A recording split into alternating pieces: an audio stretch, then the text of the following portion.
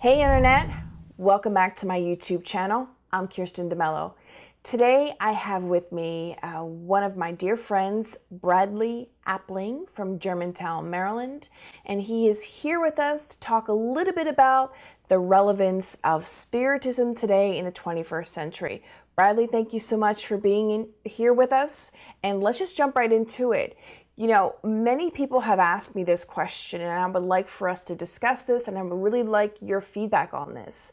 How is Spiritism relevant to modern day 21st century problems, you know, with a text that was brought and written and codified in the mid-1800s to the late 1800s? How is it relevant to things that are going on politically, social miseries, moral miseries, everything from understanding why good people die young, children are dying from cancers that are incurable, and it doesn't make sense.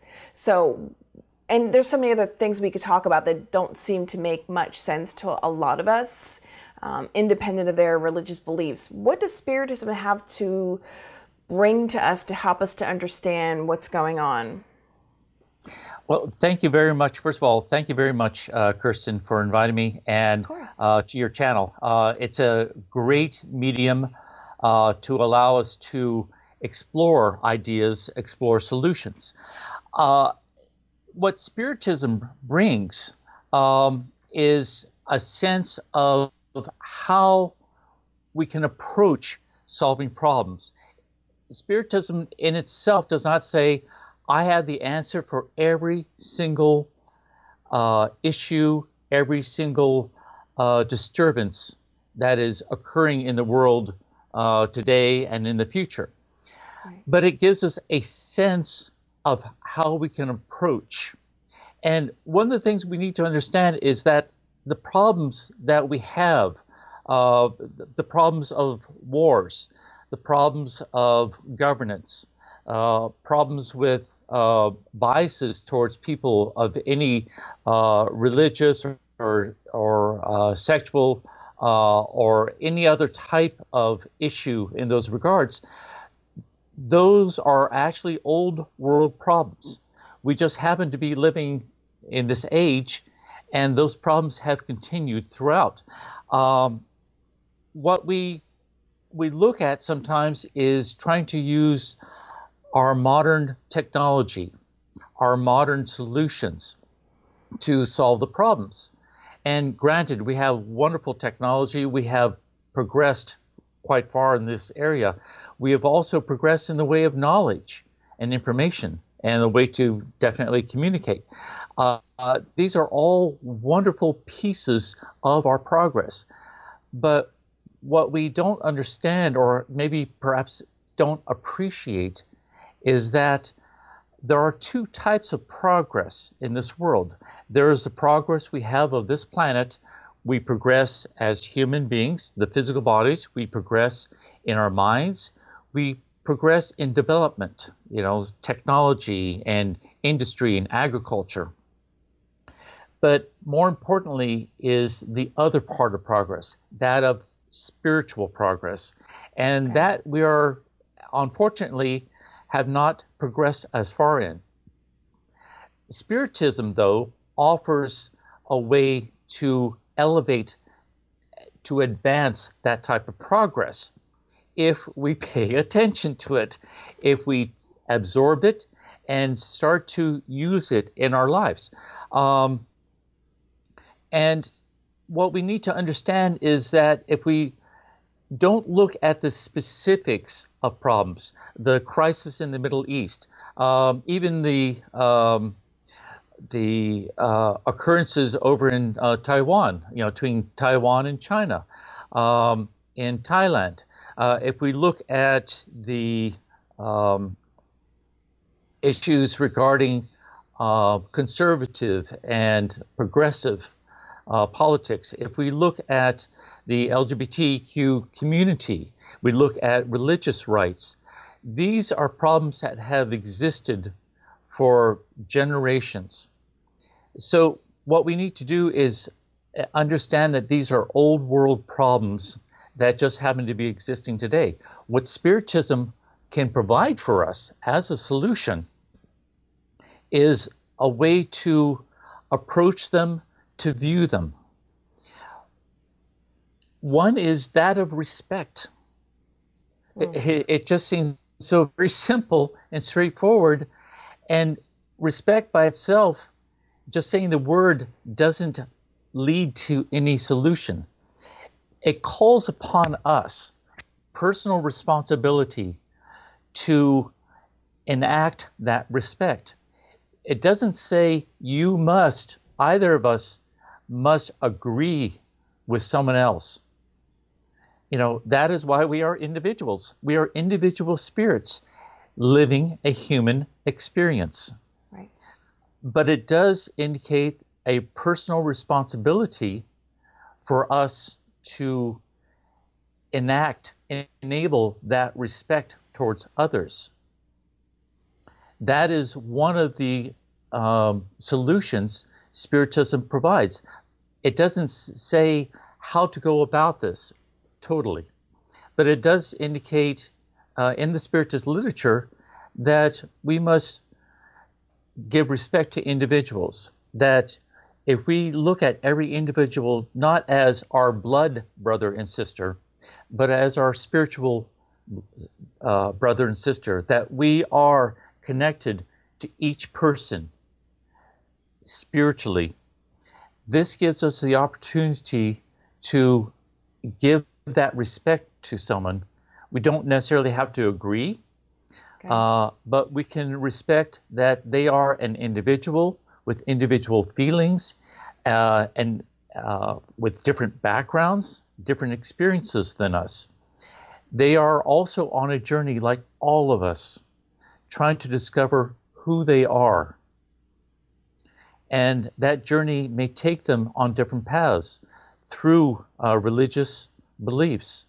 You know, Brad, I'm sorry to cut you off. I'm hearing everything that you're saying, and I really like it. And I'm wondering for our viewers, for those that don't come from any type of religious background or spiritual background, or maybe they do, and they're just might be saying as they're watching this, well, Brad, how am I spiritually connected to Donald Trump?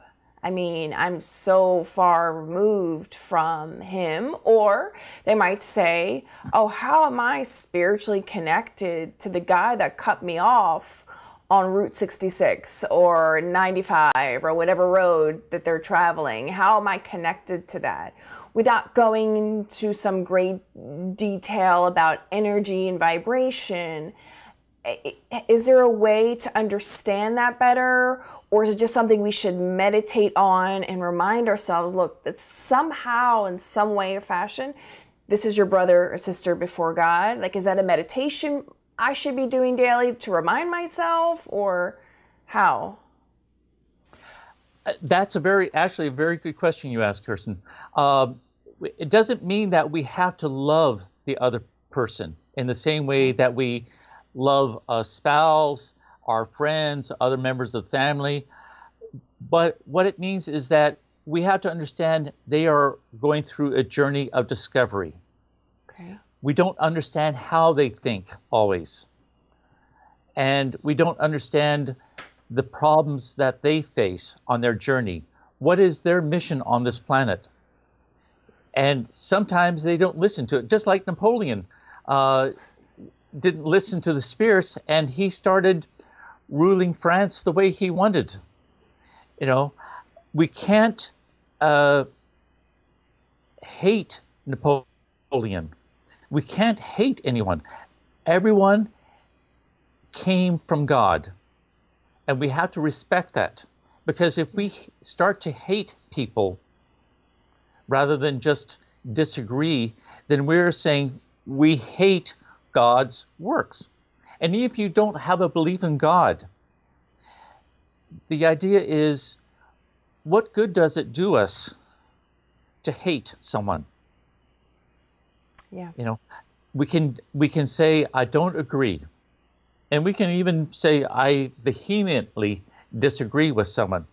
But as I want someone else to give me the respect on the road in what I say, in what I read, in what I believe, I need to provide that same space for someone else. Because if I don't, right there is a conflict between us.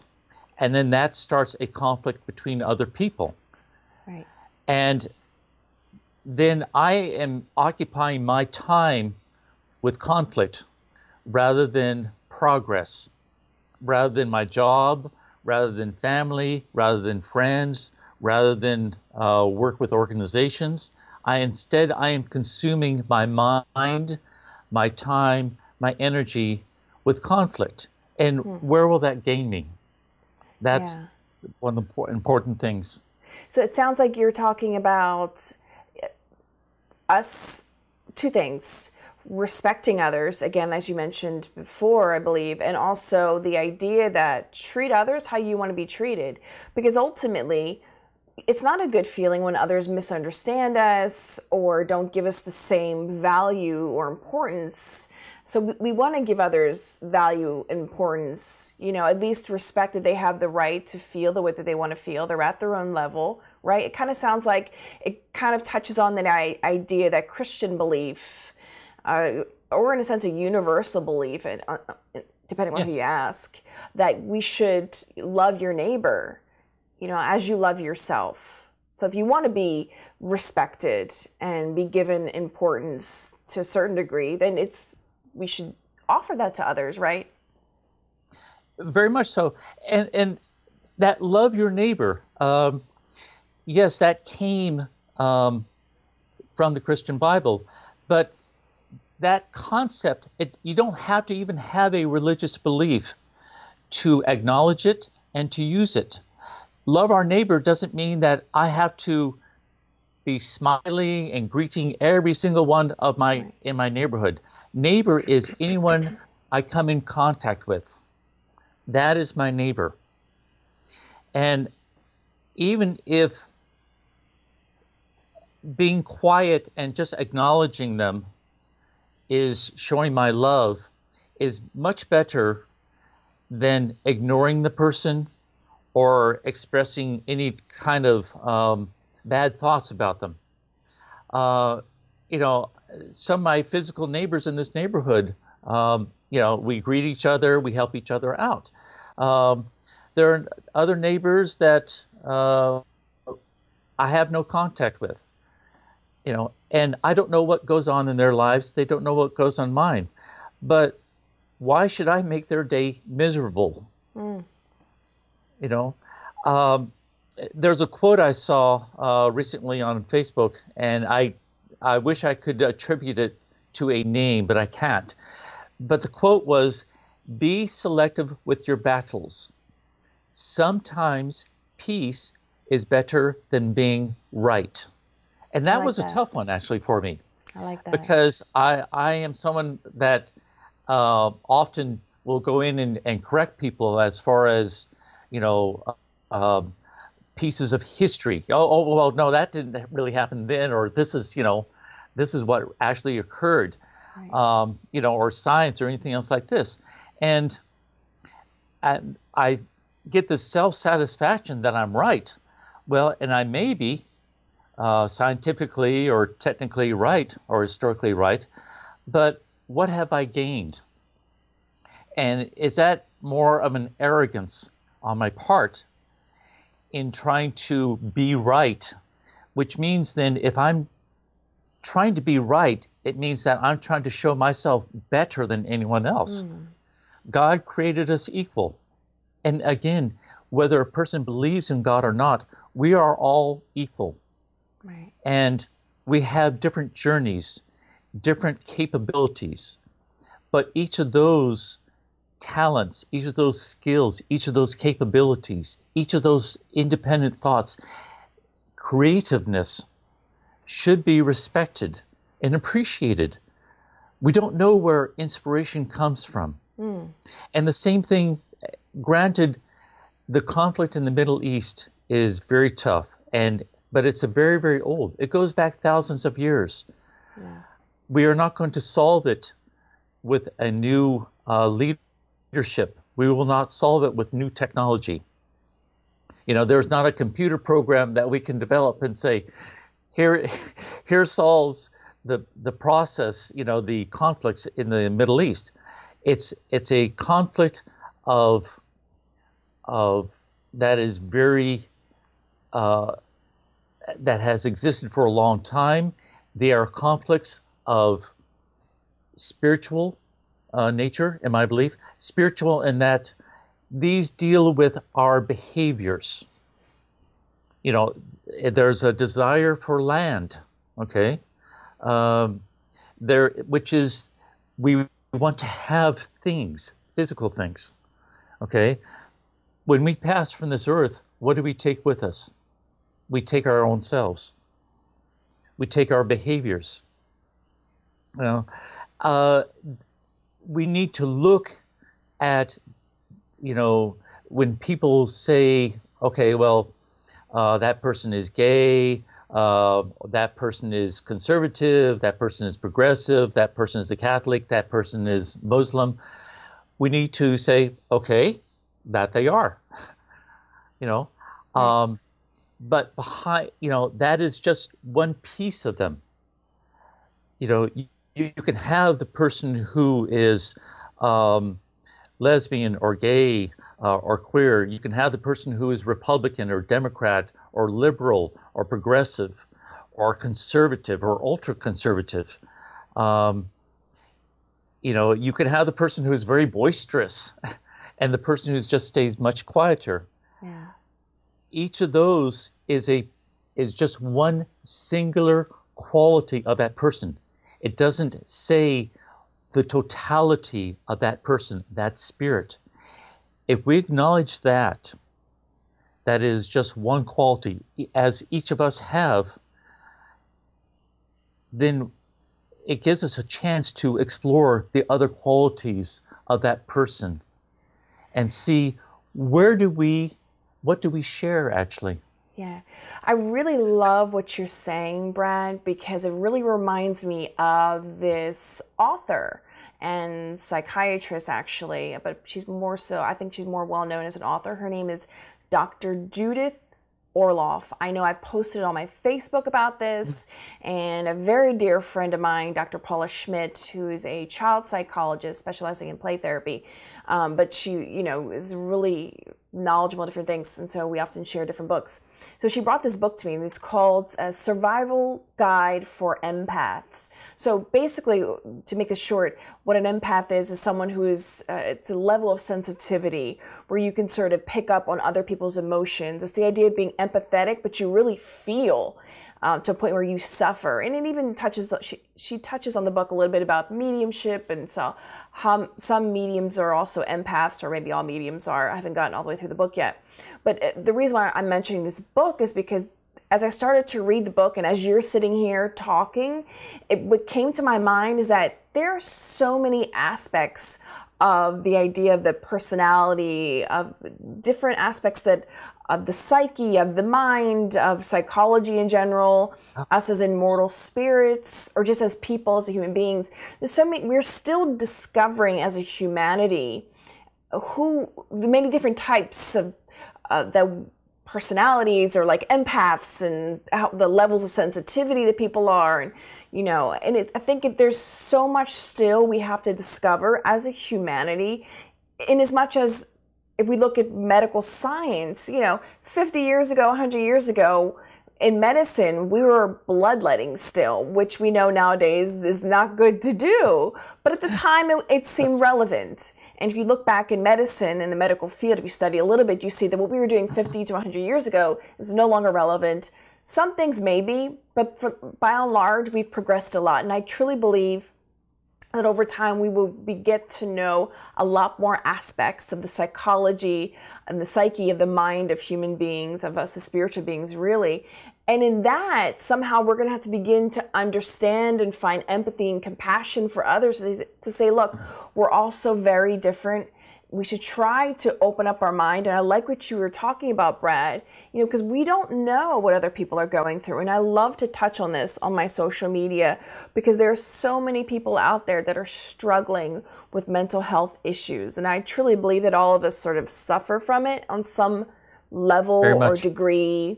You know, we all have something, like whether we're really stressed out, and we all experience anxiety, some more prolonged, some more profound level that require medication and therapy. But I think everyone is of deserving compassion. And I think that's what you were kind of getting towards, right, in regards to how Spiritism is relevant for modern day. It is very much. And we have to understand, for those that are unfamiliar with Spiritism, though it follows the principles and guidelines of Jesus, what has been expressed by Jesus, what has been expressed by those our friends in the spiritual realm, are not specific to any religion. They are values, they are types of behavior that can be used by anyone. In chapter 17 of the Gospel according to Spiritism, dealing with how to be perfect, which is very tough for all of us. I'm most certainly for me. There was a statement that was Kardec made. He said about those trying to be perfect, he said, they do not seek to exalt their spirit or talents at the expense of others. Instead, they seize every opportunity to point out what is praiseworthy in other people. And, you know, we have to ask, well, you know, why should I be praising other people? Well, don't we like to feel good ourselves? And so if I am complimenting other people, and not a false compliment, just like we don't want to have a blind faith. Right. But if I seek the good in other people, even if there is a point that we don't agree currently, I can still find something and probably much more in someone that is good by getting to know the person, by exploring. And rather than focusing on that one small particle of that person, of that spirit that I disagree with or disturbs me. You know, I think sometimes we get so focused on those little particles that we don't examine basically the whole cellular structure, so to speak, of the person, the whole particle structure of the person. And that is something in Spiritism and outside of Spiritism, which is important to help us look at conflicts, at people in a much different aspect, by not looking at what we think is wrong, but looking at and appreciating what is beautiful about that person, what is talented, what they know, their thoughts, their creativeness, you know. I love that, Brad, and I feel like I want that to be the take-home message for today for our viewers, because it seems like to me that can be sort of a meditative practice, that every day you're going to practice each person you encounter.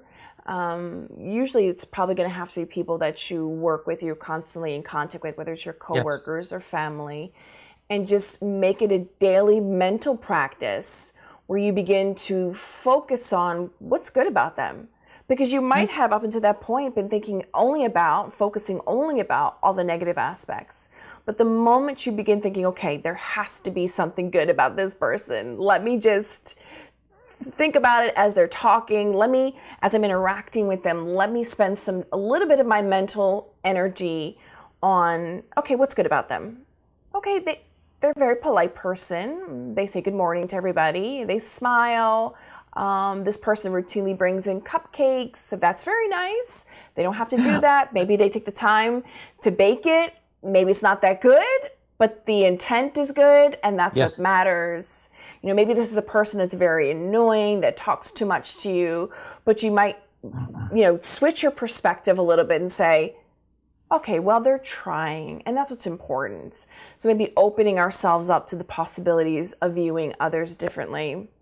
Bradley, I'm going to open up for your final thoughts for our video today. What are some last thoughts you want to leave with our viewers?